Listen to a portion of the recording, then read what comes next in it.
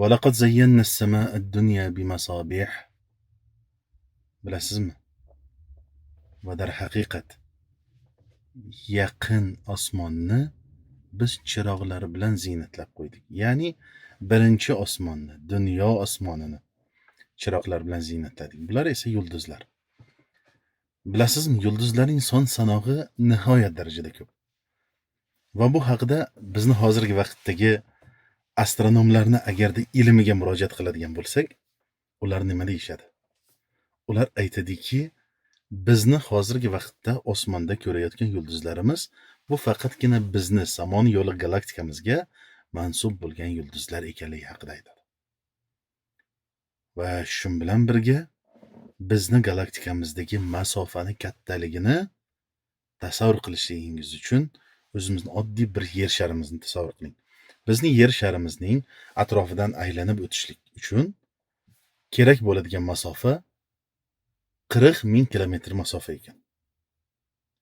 Endi quyoshgacha bo'lgan masofa esa 150 million kilometrni tashkil qiladigan masofa ekan.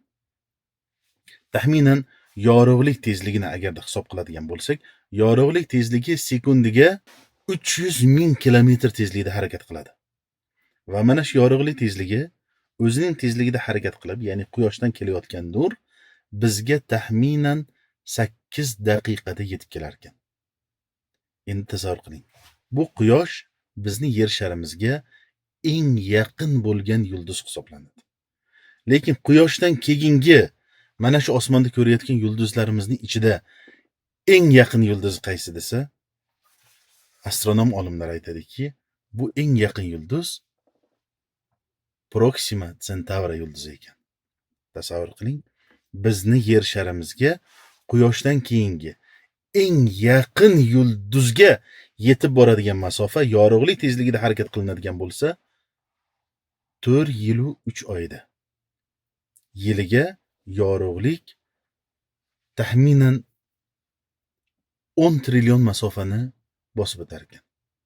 Demak, u Proxima Centauri yulduziga qadar bo'lgan masofa 40 trillion masofani, ya'ni 40 trillion kilometr masofani tashkil qilar ekan.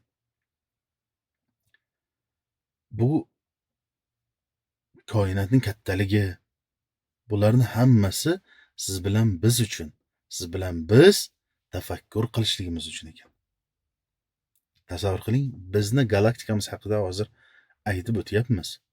Bizni galaktikamizda, zamon yo'li galaktikasida yulduzlarning sonini